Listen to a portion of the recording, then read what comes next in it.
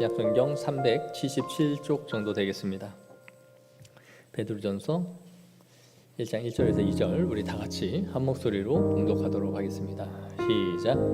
예수 그리스도의 사도 베드로는 본도, 갈라디아, 갑바도기아, 아시아와 비두니아에 흩어진 나그네 곧 하나님의 아버지의 미리하심을 따라 성령이 거룩하게 하심으로 순종함과 예수 그리스도의 피뿌림을 얻기 위하여 택하심을 받은 자들에게 편지하노니 은혜와 평강이 너희에게 더욱 많을지어다.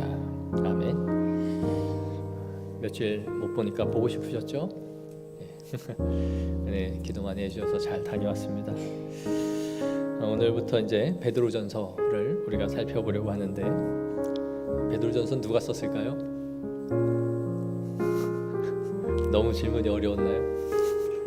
베드로가 썼죠. 오늘 본문 1절에 말하는 것처럼 예수 그리스도의 사도 베드로라고 언급하고 있습니다. 예수님과 동락한 이 베드로라면 굉장히 할 말이 많았을 것 같은데, 성경에서 베드로가 쓴 책은 베드로 전후서 단 2권뿐입니다. 의외로 많이 쓰질 않았어요. 베드로가 이 서신을 썼는데 어디로 이 수신을 했느냐? 수신자가 지역이 어디냐? 본도, 갈라디아, 갑바도기와 또 아시아와 비두니아 지역입니다. 들어도 어디가 어딘지 잘 모르죠. 한번 화면 띄워주시죠. 지도로 보면 저쪽 지역입니다. 동그라미가 잘 쳐져 있죠.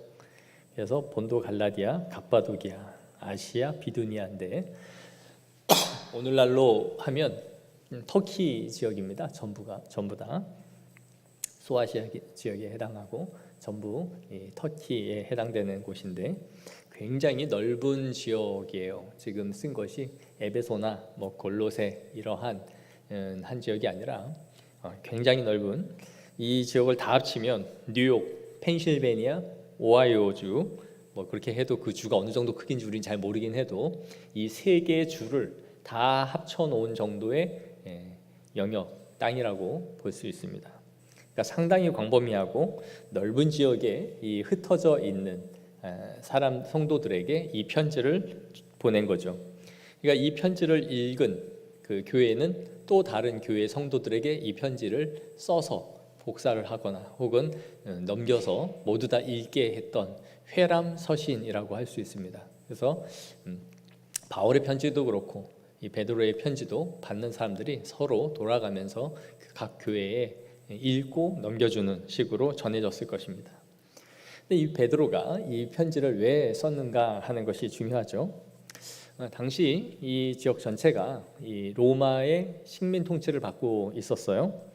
그런데 그리스도인들이 로마의 시대에 예수님이 승천하신 이후에 많은 박해를 받았습니다. 대대적인 박해를 받았는데 그리스도인들의 박해는 두 종류로 나뉘어질 수 있어요. 첫째는 국가적 차원에서 이루어지는 대대적인 박해가 있고, 두 번째는 지역적인, 국가적인 박해는 아니지만 지역적으로 이루어지는 박해가 있었습니다. 그래서 이 국가적인 박해가 시작된 때가 처음이 언제냐 하면 우리가 많이 들어봤을 네로 황제 치하 때 이제 그 기독교인들이 심한 핍박을 받습니다. 그래서 기독교 10대 박해라고 해서 10명의 황제들이 돌아가면서 박해를 했는데 그 첫 번째 시효가 되는 황제가 바로 이 네로 황제였어요. 네로는 64년경에 로마의 이 대화재 사건이 일어났을 때 일어나서 로마가 거의 도시 전체가 불에 타는 일이 벌어졌습니다. 그런데 네로는 평소에 그리스 문화에 심취해 있었고 이 로마가 너무 도시가 촌스럽고 더럽다고 하면서 싹 다 허물고 새로 내가 세우고 싶다 이런 말들을 종종 했다고 해요. 그런데 대화재로 인해서 로마시 전체가 거의 다 전소되고 불에 타니까 이 사람들이 이 네로의 이 미추가이 같은 발상이 이렇게 로마의 광기로 인해서 불을 지른 것이 아니냐라고 하면서 이제 폭동이 일어나기 직전까지 된 거죠. 맨날 뒤엎고 깨끗하게 나라를 다시 세우겠다 이런 생각하더니 이거 로마가 이 네로가 불을 낸 거 아니냐. 자신이 위기가 처해지자 이 화제를, 이 방화 혐의를 누구에게 뒤집어 씌우냐면 기독교인들이 부르질렀다라고 말을 합니다. 그래서 많은 사람들이 기독교인들을 잡아다가 죽이는 일이 벌어졌어요. 이렇게 기독교 박해가 네로로부터 이제 시작을 하여 여러 황제들이 교체될 때마다 계속해서 핍박과 박해를 받았죠. 그래서 313년에 콘스탄티누스 대제가 밀라노 칙령으로 교회를 합법화, 공식화 해줄 때까지 약 250여 년 동안 기독교인들이 대대적인 박해를 받습니다. 네로의 황제가 이 박해를 했던 시기가 64년에서 68년 어간으로 보는데, 베드로전서는 그때 쓴 서신은 아니고 그 직전, 그러니까 한 62년에서 63년 네로가 대대적인 박해를 하기 직전에 지역적인 박해가 있던 그 무렵에 쓰여졌을 것으로 보여져요. 그러니까 대대적인 국가적인 박해가 있기 전 그리스도인들이 지역적인 박해를 받으면서 많은 어려움을 겪었습니다. 그리스도인이 되었다라는 이유만으로 신앙생활 하면서 예배 오고 이러는 것이 힘들었던 게 아니라 사회적인 생활 자체가 불가능할 정도의 어려움을 겪었어요. 재산을 몰수당하기도 했고요. 짐승 가죽을 씌워서 던져놓고 개들이 물어뜯어서 죽이도록 하기도 했고요. 그리고 산채로 불에 태워 죽이거나 황소의 뿔에 사람을 묶어서 매달아 놓고 죽을 때까지 질질 소가 끌고 다니게 하거나, 이러한 박해들이 계속해서 일어나고 있었습니다. 그러니 이런 상황 속에서 신앙을 저버리거나 이 고통으로 인해서 신앙이 흔들리는 사람들이 당연히 있을 수밖에 없었겠죠. 우리가 예수님을 잘 믿는데 왜 이러한 고난이 우리에게 오고 이 죽음까지 직면해야 될 만한 상황들이 우리에게 오는가? 그러니까 신앙에 굉장한 위기가 그들에게 왔던 거죠. 이런 상황에서 사도는 뭐라고 성도들에게 말을 해주어야 했을까요? 바로 베드로가 이것을 염두에 두면서 성도들의 이 정체성이 무엇인지, 그리고 그리스도 안에 있는 소망을 통해 성도들을 위로하기 위해서 이 서신을 쓴 것입니다. 오늘날 이 시대를 살아가는 우리 그리스도인들이 예수님을 믿는다는 이유로 돌에 맞는다거나 재산을 몰수당하는 그런 일들은 우리에게 일어나지 않죠. 그러나 세계 곳곳에 모슬렘 지역에서는 충분히 이런 일들이 지금도 일어나고 있습니다. 예배드리는 중에 밖에서 방화를 하여 성도들 수십 명이 타 죽는 일도 벌어지고, 또 암살을 당하거나 가족들에 의해서 명예살인이라 하여 개종한 자녀를, 개종한 친인척을 친척이 직접 살해하여 죽이는 일들이 심심찮게 벌어지고 있는 것이 오늘날에도 사실입니다. 그리고 또한 이 시대를 우리가 비록 그러한 육체적인 물리적인 핍박을 받지 않는다 할지라도 내가 한 명의 신앙인으로서 내 믿음을 온전히 지키고 살아가고자 한다면 직장 내에서든 사회에서든 우리는 어느 상황에서든 분명히 고난은 피할 수 없어요. 그거는 사실입니다. 그래서 이것이 지극히 당연한 것이다 라는 것을 성경은 말씀하고 있고, 바로 그들에게 이 서신은 우리에게 무한한 위로를 주는 서신이다 라고 할 수 있습니다.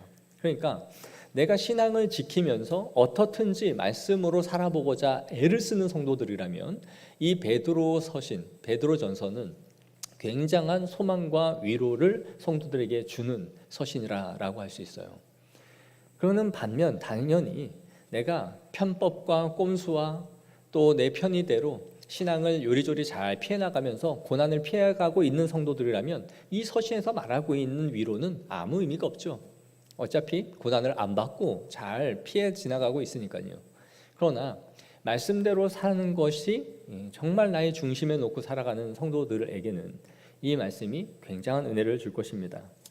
그래서 베드로전서는 믿음으로 살고 고통받는 이 성도들을, 특히 이 소아시아 저 지역에 있는 성도들에게 편지를 쓰므로써 그들의 믿음을 굳게 붙잡아주고 싶었던 것이죠. 이 지역이 저 넓은 지역에 어떻게 그리스도인들이 저렇게 많아질 수 있었을까 할 때 아마 오순절 성령 강림 사건 이후에 그때 성령을 체험했던 수많은 사람들이 지역들이 쭉 나오죠. 그래서 수많은 언어로 저들이 방언하는 것을 들었다라고 했는데 그들이 이 사건에서 회심을 하여 자신들의 본향, 고향으로 돌아가서 그곳에서 복음을 전하고 교회들이 세워졌을 것이다 라고 봐요. 자, 먼저 베드로는 뭐라고 말을 하냐 하면 오늘 본문에 이 지역을 쭉 언급하면서 흩어진 나그네라고 말해요. 우리가 이 창세기를 살펴보면서 매우 익숙한 말이 있다면 나그네라는 말 아니겠습니까? 아브라함의 인생의 생애, 지난주에도 그의 믿음의 조상으로서의 삶을 회고해 보면서 그 인생 특징 가운데 하나가 무엇이었냐라고 하면 바로 나그네의 삶을 산 사람이었다라고 말씀을 드렸습니다. 신약 성경에 이 수많은 곳에서 이 나그네라는 표현이 우리 성도들의 정체성으로 말하고 있다는 것을 우리는 주목해 봐야 돼요. 헬라어 파레피데모스라는 이 나그네라는 말은 항상 외국 지역에 일시적으로 머물다 떠나는 여행자라는 뜻으로 사용되는 말이에요. 외국에 가서 잠깐 여행을 하고 떠나가는 사람으로 말하는 거죠. 아브라함의 삶으로 보면 평생 하늘의 도성을 바라본 나그네였다라는 거죠. 그리고 이러한 정체성이 어디로까지 이어지느냐면 이제 그의 자녀인 야곱과 요셉에게도 따라서 이루어지는 것을 보게 됩니다. 이 야곱이 요셉을 만나서 국무총리인 아들이 있는 애굽으로 가죠. 그리고 나서 바로에게 섰을 때에 이렇게 말해요. 내 나그네의 길의 세월이 130년이니이다. 내 나이가 얼마 못 되니 우리 조상의 나그네 길의 연주에 미치지 못하나 험악한 세월을 보냈나이다. 자신의 인생길을 나그네였다라고 고백하고 있는 것이죠. 이후에 이스라엘 백성들이 고센 땅에서 바로에게 고센 땅을 얻어서 그곳에서 점점 번성해 가기 시작하고 정착합니다. 그리고 나서 요셉이 총리가 되어 죽을 때에 뭐라고 유언을 합니까? 내 뼈를 반드시 빼내서 너희가 출애굽할 때에 내 뼈를 가져다가 내 조상이 묻힌 막벨라 굴에다가 안치시켜 달라라고 말해요. 이게 뭐냐? 요셉 때에는 출애굽이 일어나지도 않았는데 요셉은 출애굽할 걸 알고 있었죠. 우리가 여기에 살지 않을 것이다. 그러니까 아브라함에게 주었던 약속을 요셉은 그대로 믿고 있었던 거예요. 4대 만에 너희가 떠나갈 것이다. 그래서 너희는 반드시 여기 있지 않고 출애굽할 것인데 그때 내 유고를 빼다가 반드시 가나안 땅에 있는 막벨라 굴에 안치시켜야 된다라고 그 유언을 남깁니다. 이게 뭘 보여줘요? 그가 갖고 있었던 나그네 신앙이에요. 요셉이 애굽으로 들어간 나이는 17살이었습니다. 이곳에서 총리가 되어 죽을 때까지 살았다면 이제 그는 거의 애굽인이라고 하는 것이 맞아요. 아마 제대로 그가 자신의 정체성을 잃어버렸다면 언어도 잃어버렸을 수도 있죠. 애굽말을 훨씬 더 능숙하게 할 수 있는 사람이었습니다. 그러나 그는 자신이 이곳에서 커서 이곳에서 총리가 되었음에도 불구하고 여전히 약속의 땅인 가나안 땅에 묻힐 것을 바라보고 있었다라는 것이죠. 이것이 주는 의미는 가나안 땅이 상징하고 있는 영적인 의미가 무엇인가 하는 것이에요. 신약에 와서 이 가나안 땅은 계속해서 성도들이 들어가야 할 하나님의 도성을 계속 상징해 보여주는 것이죠. 여호수아가 가나안 땅에 들어가는 것, 이스라엘 백성들에게 약속의 땅으로 준 것, 그것은 계속 우리에게 하늘의 유업인 땅을 상징하고 있었던 거예요. 그러니까 오늘날 우리에게 하늘의 도성을 의미하는 것이며 이방 땅에서 아무리 호의호식을 하고 평안한 생활을 한다 할지라도 여전히 그가 애굽에서 총리로 호의호식하며 모든 권세와 능력을 국가의 제2위인자로서 누렸지만 언제까지나 그는 이곳을 벗어나야 할 곳으로 여겼다, 요셉이. 그래서 자신이 반드시 가나안 땅에 들어가야 할 몸이다라고 생각했다라는 것이죠. 이것이 신약에 있는 모든 성도들의 삶이 그러하다. 우리의 부와 명예와 우리의 위치가 어떠하든 간에 우리가 묻히고 들어가야 할 곳이 가나안 땅임을 계속해서 상징해서 보여주고 있는 것이죠. 여러분, 나그네로 살아가는 것, 여행객으로 산다라는 것 쉽지 않죠. 비자가 없으면 비자를 위해서 또 다시 국내로 들어오기도 하고, 그 체류가 일정 시간이 넘어가면 불법 체류가 됩니다. 나그네로 살아가는 것이 굉장히 힘든 일임에도 불구하고 여러 나라들은 이 불법 체류자로 인해서 굉장한 어려움과 고민을 갖고 있습니다. 우리나라에도 들어와 있는 외국인들의 불법 체류자 수가 어느 정도인 것 같아요? 약 40만 명 정도로 추산하고 있습니다. 우리나라도 굉장히 많은 외국인들이 불법 체류를 하면서 이곳에서 살아가고 있는 거죠. 미국 트럼프 대통령이 처음에 대통령을 당선되고 나서 했던 강력하게 시행한 정책이 뭡니까? 멕시코와 미국 접경에 장벽을 세우는 것이었죠. 3,145km에 달하는 그 넓은 대지에 우리나라 돈으로 한화 25조 원의 돈을 투여하여 그 장벽을 세우는 일에 힘을 썼습니다. 만리장성도 아니고 진짜 대단한 대대적 사업을 벌인 거죠. 왜 그렇게 했습니까? 멕시코에서 넘어오는 이민자들을 막겠다라는 거죠. 미국이 이렇게 강력하게 하는 이유를 생각해 보면 불법 체류자가 미국에만 1,100만 명이 넘는다라고 그래요. 1,000만이 넘는 불법 체류자들이 살고 있는 거예요. 이 중에서 우리나라 사람들이 랭킹 10위, 약 한 17만 명 정도가 불법 체류로 살고 있다라고 합니다. 근데 그 중에서 가장 많은 수가 1위가 바로 멕시코, 400만 명이 미국의 불법 체류예요. 그러니까 이 가장 인접해 있는 멕시코를 그 이민자들을, 불법 체류자를 막으려고 이런 일을 한 거죠. 왜 이렇게 많은 사람들이 넘어가려 할까요? 넘어가면 집도 없고 일가 친척도 없고 이방 땅에서 나그네처럼 객처럼 살아야 되고, 가봐야 그곳에서 밑바닥 인생이죠. 힘든 것이 너무나 당연합니다. 그런데도 왜 들어갑니까? 그 나라에 들어가면 자신의 나라에 있는 것보다 돈을 벌 기회가 많고 기회가 많은 땅이기 때문이죠. 몸으로 때우건 뭘 하건 그 나라에서 일거리가 없어서 항상 가족을 부양하기가 어렵고 사업이 없어서 일을 하고 싶어도 일을 할 수 없는 그런 상태에 있느니 차라리 가서 쓰레기 배달 뭘 하든 부양할 수 있는 많은 방식들이 훨씬 더 있기 때문에 다른 나라로 들어가서 나그네 같은 삶을 살려고 하는 것이죠. 불법 체류자로 살아가는 것은 권리가 없고 법적 보호도 받을 수 없고 잡히는 순간 본국으로 소환이 됩니다. 그럼에도 불구하고 다른 나라에서 객처럼 나그네처럼 살아가는 이유는 이곳에서의 삶이 형편이 본국에서의 삶보다 훨씬 낫기 때문입니다. 그래서 그들은 어떻든지 이곳에서 돈을 벌고 잘 할 수만 있다면 언어도 배우고 잘 정착하여 이곳에서 문화를 배우고 자신의 자녀들을 이곳에서 키우고자 하는 것이죠. 그래서 당시 로마의 명령에는 이런 글귀가 있었다 그래요.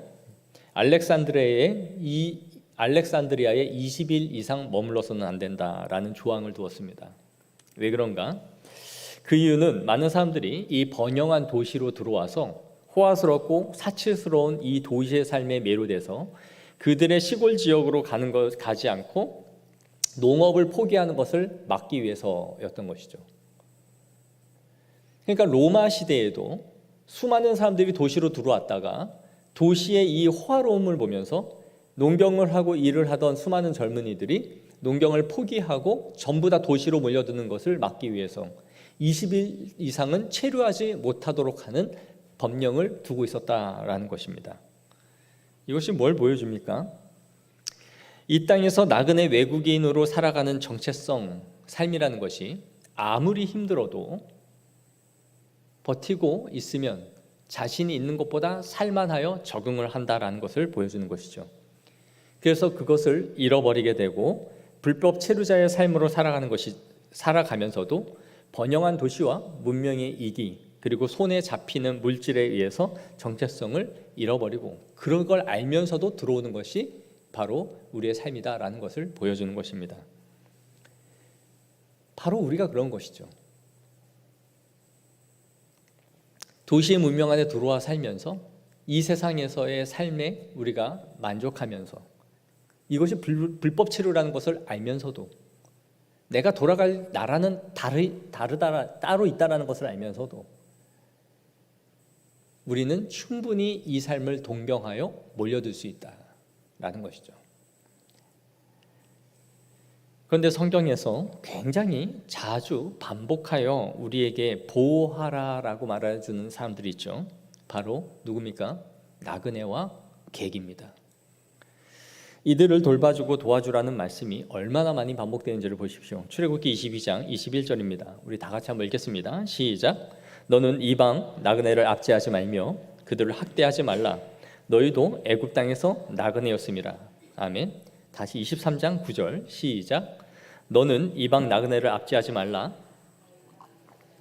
나그네 되었은즉 나그네의 사정을 아느니라. 아멘. 신명기 10장 18절에서 19절입니다. 시작. 고아와 과부를 위하여 정의를 행하시며 나그네를 사랑하여 그에게 떡과 옷을 주시나니 너희는 나그네를 사랑하라. 전에 너희도 애굽 땅에서 나그네 되었음이라. 성경이 계속해서 말하는 것은 나그네를 대접하고 나그네를 보호하며 그들을 돌봐주고 보살펴주라라는 겁니다. 왜냐? 너희가 그러지 않았냐? 그러니 그들의 삶을 공감하라 라고 말해주는 것이죠. 그들의 사정을 살펴주어라 라는 의미입니다. 너희가 나그네 되어봐서 안다라는 거죠. 그런데 여러분, 예수님이 자신을 누구라고 말하는지, 자신을 뭐라고 말씀하시는지 한번 보십시오. 누가복음 9장 58절입니다. 우리 한번 읽을게요. 시작. 예수께서 이르시되 여우도 굴이 있고 공중의 새도 집이 있으되 인자는 머리에 둘 곳이 없도다 하시고. 아멘. 내가 나그네와 객과 같아서 내가 어디 누울 곳도 없는 그런 처지다 라고 말하고 있어요. 내가 나그네야, 내가 객이다 말하는 거죠. 그러면서 우리에게 뭐라고 말씀합니까? 내 아버지 집에 거할 곳이 많도다. 그렇지 않으면 너희에게 일렀으리라. 내가 너희를 위하여 거처를 예비하러 가노니 가서 너희를 위하여 거처를 예비하면 내가 다시 와서 너희를 내게로 영접하여 나 있는 곳에 너희도 있게 하리라. 너희 객이지, 너희 나그네지, 나도 나그네야. 근데 내가 너희를 위해서 먼저 가서 본향에서 너희 집을 예배하러 간다. 그럼 정리하면 어떻게 됩니까? 아벨에서부터 아브라함에 이르기까지 우리의 믿음의 선조들은 모두 나그네였다라는 것이죠. 그리고 예수님까지도 자신은 머리 둘 곳조차 없는 나그네였다라는 겁니다. 나는 개교 나그네다. 그런데 성경은 공통적으로 지금 뭐라고 말하고 있습니까? 나그네와 객을 보호하라. 그를 도와주라. 그를 지켜줘야 된다라고 말씀하고 있어요. 왜요? 너희가 그랬기 때문이다. 그렇다면 예수님은 나그네와 객으로 살아가는 우리들을 어떻게 하시겠다는 뜻입니까? 내가 너희를 도와주고 지켜줄 거야. 내가 너희를 위해서 본향에 가서 집을 예비하는 거야. 모든 믿음의 선조가 나그네였다. 예수님도 나그네다. 나그네를 보호하라. 예수님도 나그네다. 너희가 지금 흩어진 나그네다. 그렇다면 내가 너희에게 보호하고 약속하라고 이렇게 말해준 구약의 율법대로 나는 너희를 지키며 보호하며 인도할 것이다 라는 거죠. 무슨 말인지 이해가세요? 예수님이 우리에게 그것을 하나님이 약속하셨다라는 것은, 그렇게 하라라고 명령했다라는 것은 내가 너희를 그렇게 할 것이다라는 거죠. 왜요? 너희가 누구기 때문에? 흩어진 나그네이기 때문에. 너희가 이 땅에서 나그네로 살아가고 있는 것이 맞다면 내가 너희를 그렇게 보호하고 인도할 거야. 외롭고 춥고 떨고 있는 그들에게 항상 손을 내밀어 그들을 보호해주라, 돌봐주라고 말했던 그 명령대로 나는 내가 나그네로서 너희를 그렇게 도울 것이다 라는 뜻입니다. 이것이 얼마나 큰 위로가 되겠느냐는 거예요. 너희는 그런 흩어진 나그네들이다 지금. 그러나 아벨에서 아브라함까지 우리 예수님이 그렇게 살다 가셨고 그렇게 약속하셨기 때문에 너희는 하나님의 인도와 보호하심 가운데 지켜짐을 받을 것이다.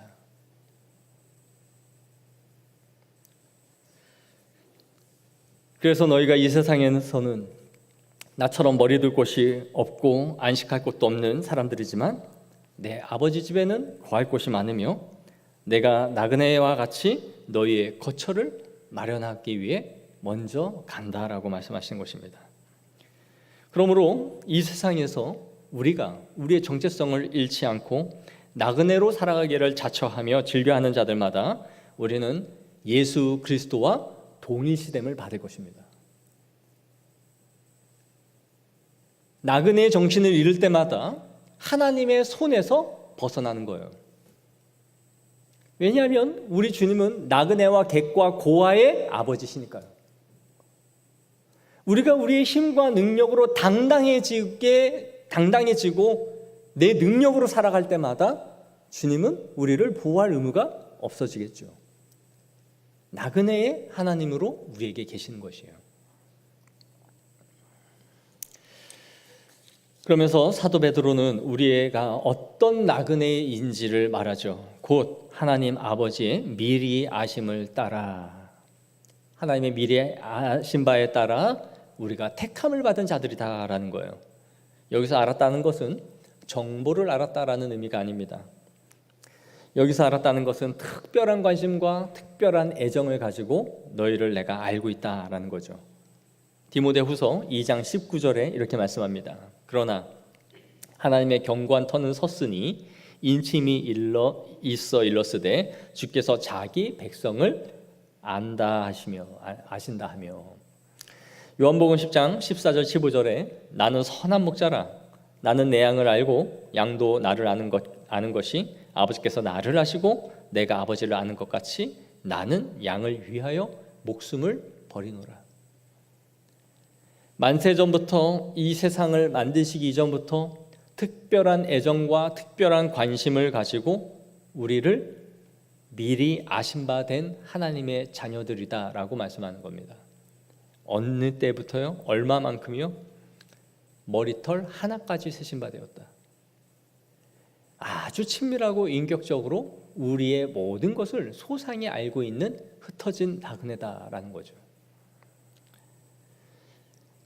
다음으로 베드로는 성령이 거룩하게 한 자라고 말해요. 문자적으로 보면 성령의 거룩하심 안에서라는 뜻입니다. 즉 무슨 말이에요? 그리스도를 통해 점진적으로 거룩하게 되어 가고 있는 자들이라는 거죠. 흩어진 나그네인 우리가 성령의 거룩하게 하시는 사역 안에 있다라는 것을 말씀하고 있는 것입니다. 성경이 성도들에게 주는 큰 약속이 있다면 그것은 거룩함입니다. 반드시 거룩하게 되었고 거룩하여질 것이라는 것을 우리에게 보증해 주고 있는 것이죠. 거룩하게 된 나그네들이다. 그래야 우리를 최종적으로 흠도 없고 주림 잡힌 것이 없고 거룩한 그런 자들로 우리를 만드실 것이다라는 약속이 있는 것이죠. 그래서 하나님은 우리를 거룩하게 하시는 일에 모든 관심을 갖고 있습니다. 고난을 위한 고난은 없어요. 우리 성도들에게 있어서는 고난 자체를 위한 고난은 없어요. 고난 자체를 위한 고난이 뭡니까? 야, 이거 괘씸한데? 너 한번 맛 좀 봐라, 이놈 자식아. 그거는 고난을 자체를 주는 거죠. 하나님은 우리에게 고난을 주시되 고난 자체에 관심을 갖고 있는 분이 아니에요. 무엇으로 주시냐? 바로 거룩하게 하는 데 있어서 모든 고난을 사용하세요. 정결하게 하는 데 사용하세요. 그것이 하나님의 최종적인 목적이에요. 그래서 날마다 키즈를 통해 우리가 고운 가루가 나와서 정결하게 거룩하게 될 때까지 우리에게 끊임없는 이 고난이라는 바람을 우리에게 사용하세요.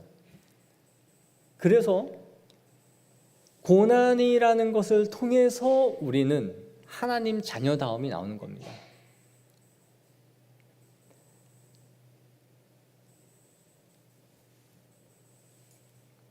여기에 지대한 관심을 갖고 있으시다. 다음으로 그리스도의 피뿌림을 얻기 위하여 택하심을 받았다라고 말씀해요. 이것은 구약의 이미지를 연상케 하죠. 바로 제사장이 피를 잡아 짐승의 피를 백성들에게 7번 뿌려서 정결하게 하던 그 의식을 말해주고 있습니다.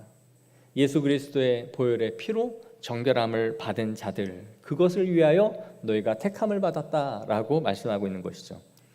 베드로는 이 구약의 이미지를 사용하여 그리스도의 피로 지속적으로 우리가 정결하게 된 하나님의 자녀들이라는 것으로 말하고 있어요. 이것을 보면 뭘 우리는 알 수 있습니까? 삼위일체 하나님이 어떻게 우리에게 역사하고 있는지를 보여주죠. 첫 번째, 하나님 아버지의 미리 아심 받은 자들이다. 둘째, 성령의 거룩하게 하심을 입은 자들이다. 셋째, 그리스도 예수의 피로 뿌려 정결하게 된 자들이다. 즉 성부, 성자, 성령 하나님의 다각적이고 입체적인 방식으로 우리에게 어떻게 역사하시고 있는지를 지금 베드로가 말씀하고 있는 것입니다. 비록 이 땅에서 흩어진 나그네로 우리가 살아가고 있지만 우리는 그냥 거저 정처 없이 떠돌아다니는 방랑하는 나그네도 아니고 집시도 아니고 히피도 아닙니다. 자유분방하게 되는 대로 욜로처럼 그냥 그렇게 걸어 다니는 사람들이 아니에요. 우리는 하나님의 보호하심을 받고 있고 엄연히 소속된 국적, 하나님 나라에 소속이 있으며 예수님이 이 땅에서 그렇게 살아가셨던 것처럼 우리의 삶도 그럴 것이다 라고 운명지어져 있는 사람들이에요. 그러니 우리는 이것을 운명처럼 받아들이며 이 세상에서 나그네로 살아가는 것을 기꺼이 즐거움으로 받아들이는 것이 그리스도인의 정체성이다 라는 것을 말해주고 있는 것이죠. 그러므로 사랑하는 성도 여러분, 나그네로 이 땅에 살아가는 것은 서글프거나 불행한 것이거나 찌질한 삶이 아닙니다. 주님은 우리를 자신과 동일시하시고 그 동일시된 나그네인 우리를 보호하시고 이끄시는 것입니다. 우리가 하나님의 나라의 시민이라는 것을 확신하는 사람들마다 이 땅에 살아가는 그리스도인들은 다 그렇게 살아갔고 그렇게 살아가는 것을 영광으로 알았던 것이죠. 그리고 우리가 흩어진 나그네로서 세상에서 고통을 당할 때마다 하나님은 그 나그네를 자신의 품에 품어 안아 들이셨던 것입니다. 그러므로 사랑하는 성도 여러분, 우리 교회에 지속적으로 우리에게 한결같이 말씀해주고 있는 것은 우리 그리스도인들이 흩어진 나그네로서 살아가는 것이다 라는 거예요. 창세기를 강의하면서 또 베드로 전서를 제가 시작하면서 나그네라는 말을 찾아서 이 본문을 설교를 하고 있는 것이 아닙니다. 그냥 베드로 전서가 하고 싶어서 한 거예요. 그러나 성경이 교회를 통해서 우리에게 일괄되게 지속적으로 말씀해주고 있는 것이 있다면 그것은 성령이 교회에게 하시는 말씀이신 줄을 믿습니다. 우리는 이 땅에 살아가는 동안 이 우리의 현재의 삶이 무엇인지 성도의 정체성을 확인해야 되는 줄로 믿습니다. 그래서 자꾸 이 세상 안에서 정착하고 뿌리 내리고 더 많이 우리의 삶을 준비하여 누리고 안정된 삶을 추구하는 우리의 삶 속에 경종을 울리고 우리가 무엇으로 하나님 앞에 보호함을 받는가? 내가 다 그렇게 헌신하고 다 하나님의 것이다라고 하면 나는 도대체 뭐 먹고 살고 내 노년은 어떻게 준비되어 가는가? 내가 너의 지극히 큰 상급이요 방패시라. 나그네인 성도들만이 누릴 수 있는 하나님의 복을 누리기를 소망합니다. 아멘 안 하는 거 알고 있어요. 이제 숙달이 됐습니다. 우리 교회 외부 목사님들이 오면 다 기겁을 하잖아요. 아멘 이렇게 안 하는 교회 처음 봤다고. 허 목사님 사역이 참 힘든 것 같다라고 알고 있습니다. 그러나 벽 보고 얘기하는 것 같을지라도 주님이 하시는 말을 들으시기 바랍니다. 그래서 주님 앞에 보장된 삶이 없는 성도들에게만 누리는 하나님의 애착관계, 그걸 더 많이 누릴 수 있는 성도들이 되어지기를 축복합니다. 기도하겠습니다.